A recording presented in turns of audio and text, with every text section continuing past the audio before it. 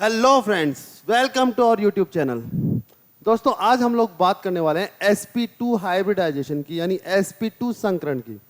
पिछले वीडियो में हम लोगों ने बात की थी sp संकरण की, और आज बात करते हैं sp2 संकरण की। देखो, sp2 संकरण में खास बात होती है कि इसमें एक s और दो p ऑर्बिटल्स मिलकर के sp2 हाइब्रिडाइज्ड ऑर्बिटल्स बनाते हैं, यानी sp2 संकृत कक्षक बनाते हैं। अगर ज्योमेट्री की बात करें तो इनकी ज्योमेट्री होती है ट्रायंगुलर, यानी त्रिभुजीय। अब देखो, त्रिभुज जो है यानी ट्रायंगल जो है वो दो तरह से रह सकता है। एक तो हो सकता है ट्रायंगल इस तरह से हो, एक प्लेन में हो जिसमें इस तरह से ट्रायंगल बना हुआ है, और हो सकता है परपेंडिकुलर भी हो।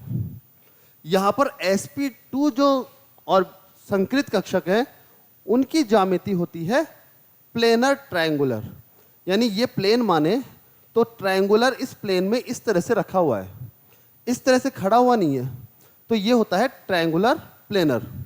तो इनकी ज्यामिति ट्रायंगुलर प्लेनर होती है। अगर बॉन्ड एंगल की बात करें तो केंद्रीय परमाणु से, यानी सेंट्रल जो एटम है वहां से सभी जो एटम हैं किसी मॉलिक्यूल में वो 120 डिग्री यानी 120 डिग्री के एंगल पर होते हैं, तो इसमें बॉन्ड एंगल पाया जाता है 120 डिग्री। अगर कुछ एग्जांपल्स देखें इसके तो BCl3, BH3, SnCl2, SO2, SO3, carbonate, ये सभी इनके एग्जांपल्स हैं। और भी एग्जांपल्स हो सकते हैं, इनमें से कुछ एग्जांपल्स हम लोग यहाँ डिस्कस कर रहे हैं। तो इस तरह से sp2 संकरण होता है जिसमें ये खास बातें होती हैं। अब यहाँ पर सबसे पहले हम लोग देते हैं BCl3 एग्जाम्पल को। अगर BCl3 के लिए देखें तो यहां पर केंद्रीय परमाणु होता है बोरॉन। BCl3 एटम की बात करें, BCl3 मॉलिक्यूल की बात करें तो सेंट्रल एटम है यहां बोरॉन, जिसके लिए एटॉमिक नंबर होता है 5, यानी यहां इसका इलेक्ट्रॉनिक कॉन्फ़िगरेशन होता है 1s2, 2s2 एंड 2p1। इसका मतलब हुआ कि s ऑर्बिटल में 2 इलेक्ट्रॉन्स हैं, इस 2s ऑर्बिटल में भी 2 इलेक्ट्रॉन्स हैं, और 2p ऑर्बिटल में 1 इलेक्ट्रॉन होता है। अब हम लोग यह देख सकते हैं कि एक बोरॉन एटम से 3 Cl एटम जुड़ रहे हैं, और हम लोग ये जानते हैं कि कोई भी परमाणु होता है उसके संयोजकता कोश में जितने अनपेयर्ड इलेक्ट्रॉन्स होते हैं यानी अयुग्मित इलेक्ट्रॉन्स होते हैं वो उतने बॉन्ड बना सकता है। अगर यहाँ देखें तो इस वक्त बोरॉन के पास तो ओनली एक ही अयुग्मित इलेक्ट्रॉन है, तो बोरॉन तो एक ही बॉन्ड बना सकता है। लेकिन यहाँ हम लोग देख रहे हैं कि BCl3 में बोरॉन 3 Cl एटम से जुड़ा हुआ है। यहाँ पर होता क्या है कि 2s एंड 2p जो ऑर्बिटल्स हैं उनकी एनर्जी में डिफरेंस बहुत कम होता है। तो जितना ये दो 2s और 2p ऑर्बिटल होते हैं ये लगभग समान ऊर्जा के होते हैं। तो जैसे ही Cl एटम इनके पास आता है ये इलेक्ट्रॉन थोड़ा एक्साइट हो जाता है और एक्साइटेड होकर के 2p ऑर्बिटल में आ जाता है। इसलिए लगभग समान ऊर्जा के कक्षक हैं। जैसे ही Cl एटम आता है तो जो अभिक्रिया होती है, तो कुछ अभिक्रिया ऊष्मा जो आती है उसी से ये इलेक्ट्रॉन यहाँ एक्साइटेड हो जाता है। इसलिए इस कंडीशन में यहाँ 1s में 2 इलेक्ट्रॉन्स हो जाते हैं, 2s ऑर्बिटल में 1 और 2p ऑर्बिटल में यहाँ 2 इलेक्ट्रॉन्स हो जाते हैं। ये कहलाती है इसकी एक्साइटेड स्टेट। तो इस तरह से इलेक्ट्रॉन, अब यहाँ 3 अनपेयर्ड इलेक्ट्रॉन्स हो जाते हैं। अब 3 Cl एटम यहाँ पर आ सकते हैं और अपने अनपेयर्ड इलेक्ट्रॉन के साथ और इनके साथ बॉन्ड बना सकते हैं। यहाँ पर हम लोग बात करें sp2 हाइब्रिडाइजेशन की, तो बोरॉन के लिए एक 2s और 2 2p ऑर्बिटल्स मिलकर sp2 हाइब्रिडाइज्ड ऑर्बिटल्स बनाते हैं, यानी sp2 संकृत कक्षक ये बना लेते हैं।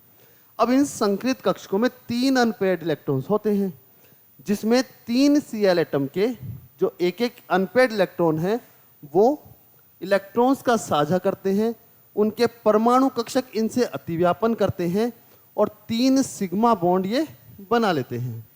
इस तरीके से BCl की स्ट्रक्चर बनती है। अब देखो, यहाँ पर Cl के लिए हम लोग बात करें तो Cl का एटॉमिक नंबर होता है 17। अगर इलेक्ट्रॉनिक कॉन्फ़िगरेशन की बात करें तो देखो 10 इलेक्ट्रॉन तो नियोन तक आ गए। उसके बाद अगर आगे बात करें तो तो यहाँ बचते हैं 3s2 एंड 3p5। यानी यहाँ पर हम लोग देखें तो 3s ऑर्बिटल में तो इसके पास 2 इलेक्ट्रॉन्स हैं और 3p ऑर्बिटल्स में यहाँ इसके पास 5 इलेक्ट्रॉन्स होते हैं। अब इसे सिर्फ एक इलेक्ट्रॉन की जरूरत है अपना इलेक्ट्रॉनिक कॉन्फ़िगरेशन यानी कंप्लीट फुलफिल विन्यास प्राप्त करने के लिए। तो यहाँ ये केवल एक ही बॉन्ड बना सकता है। ये क्या करता है, यहाँ बोरॉन के 3 इलेक्ट्रॉन्स के साथ एक एक बॉन्ड बनाता है और इस तरह से 3 बॉन्ड बन जाते हैं। इसका हम लोग मॉलिक्यूलर जो एनर्जी डायग्राम है अगर वो देखते हैं यानी अणु कक्षक आरेख देखते हैं, उसमें देखो बोरॉन के पास 3 sp2 संकृत कक्षक होते हैं।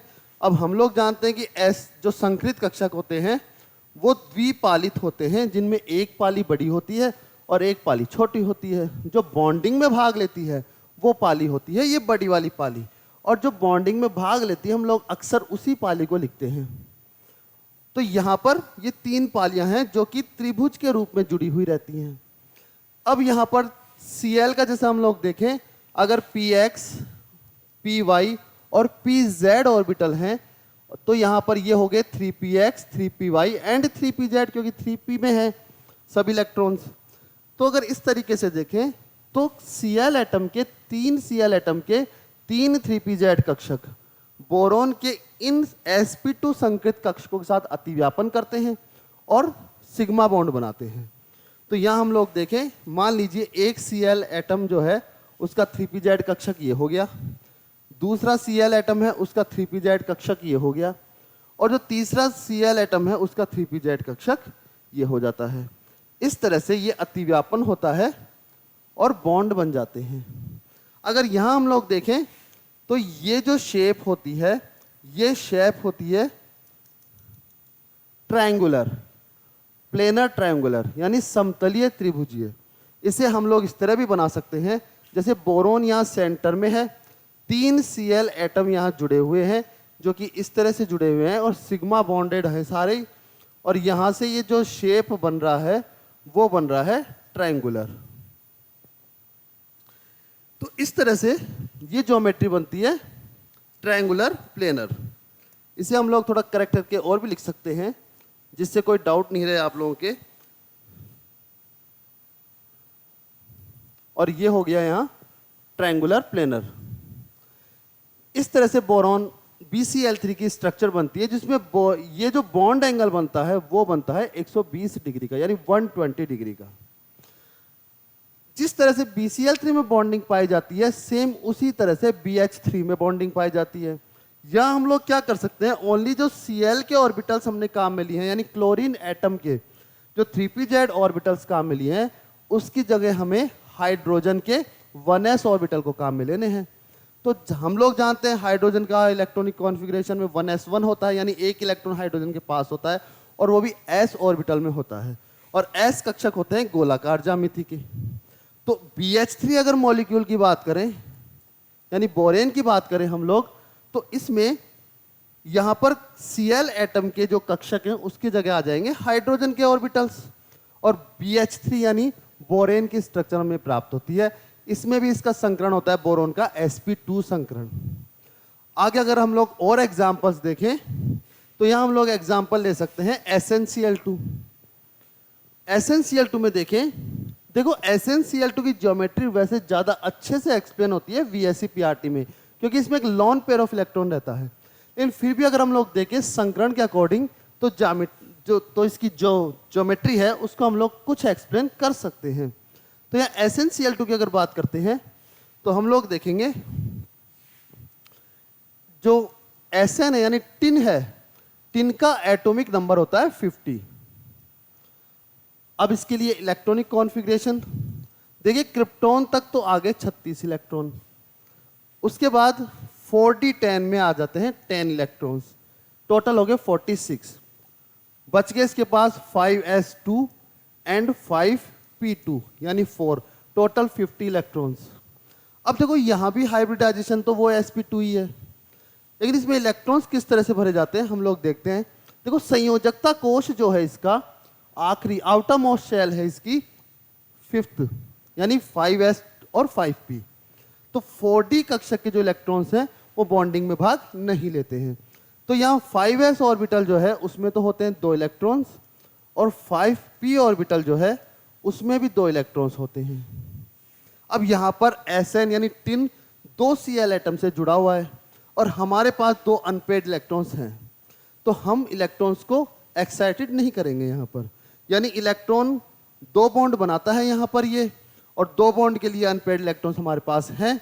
तो इस तरीके से अगर देखें हम लोग तो यहाँ पर 2 Cl एटम जुड़ जाते हैं और सिग्मा बॉन्ड बनाते हैं। ये जो हाइब्रिडाइजेशन कहलाता है ये होता है sp2 हाइब्रिडाइज्ड। अब देखो यहाँ हम लोग देखें तो जो लोन पेयर वाला कक्षक है वो भी हाइब्रिडाइजेशन शो कर रहा है, अनपेड इलेक्ट्रॉन्स वाले तो कर ही रहे हैं। तो हम लोगों ने संकरण के नियमों में पढ़ा था कि कक्षक अगर अर्धपूर्ण हो, पूर्ण रूप से भरे हुए हो या खाली कक्षक हो, सभी संकरण में भाग ले सकते हैं। तो ऐसा कोई जरूरी नहीं है कि लोन पेयर ऑफ इलेक्ट्रॉन आ गए तो ये कक्षक संकरण में भाग नहीं ले सकता, ये कक्षक भी संकरण में भाग ले सकता है। इस तरह से संकृत कक्षक तो हो गए sp2, जिसमें से 2 संकृत कक्षकों में तो होते हैं अनपेड इलेक्ट्रॉन और 1 संकृत कक्षक में यहाँ होता है हमारे पास लोन पेयर ऑफ इलेक्ट्रॉन्स। और जो अनपेड इलेक्ट्रॉन्स होते हैं वो 2 Cl एटम के जो 3pz ऑर्बिटल में अनपेड इलेक्ट्रॉन है, तो उन कक्षकों के अतिव्यापन से सिग्मा बॉन्ड बनाते हैं। अगर यहाँ इसकी स्ट्रक्चर की बात करें तो देखो 3 sp2 हाइब्रिडाइज्ड ऑर्बिटल है, तो इनकी शेप कुछ इस तरह से होगी। ये 3 ऑर्बिटल्स यहाँ आ गए। एक ऑर्बिटल में लोन पेयर ऑफ इलेक्ट्रॉन होता है, तो हम लोन पेयर ऑफ इलेक्ट्रॉन को शो कर देते हैं यहाँ पर, और बाकी के जो 2 संकृत कक्षक है वो 2 Cl एटम के साथ बॉन्ड बना रहे हैं। तो वही Cl एटम का 3pz ऑर्बिटल है जो यहाँ पर अतिव्यापन द्वारा बॉन्ड बनाता है। तो इसकी ज्योमेट्री कुछ इस तरह के हो जाती है। यहाँ पर 2 Cl एटम के साथ ये तो अतिव्यापन के द्वारा बॉन्ड बन गया, और एक लोन पेयर जो है वो यहाँ Sn यानी टिन के कक्षकों में रह जाता है, संकृत कक्षकों में। अब देखो ज्योमेट्री इस तरीके से, तो अगर लोन पेयर को भी काउंट करके लेते हैं तो ज्योमेट्री हमारे पास आ जाती है ट्रायंगुलर, यानी sp2 संकृत कक्षक है, ट्रायंगुलर प्लेनर ज्योमेट्री शो करते हैं। तो यहाँ ज्योमेट्री तो प्लेनर ट्रायंगुलर हो जाती है, लेकिन बाद में हम लोग VSE PRT में देखेंगे कि लोन पेयर एक्चुअल में एटम के कक्षकों में रहता है, तो एटम के ऊपर ही शो कर सकते हैं उसको। तो इस तरह से इसकी ज्योमेट्री ट्रायंगुलर प्लेनर नहीं हो पाती है। ये हम लोग VSE PRT में ज़्यादा अच्छे से और डिस्कस करेंगे इसको। फिलहाल हम लोग यहाँ इसकी अगर ज्योमेट्री की बात करें तो देखिए टिन तो है, बीच में 2 Cl एटम यहाँ इस तरह से जुड़े हुए हैं, और एक लोन पेयर जो है वो टिन के ऊपर रहता है इस तरीके से।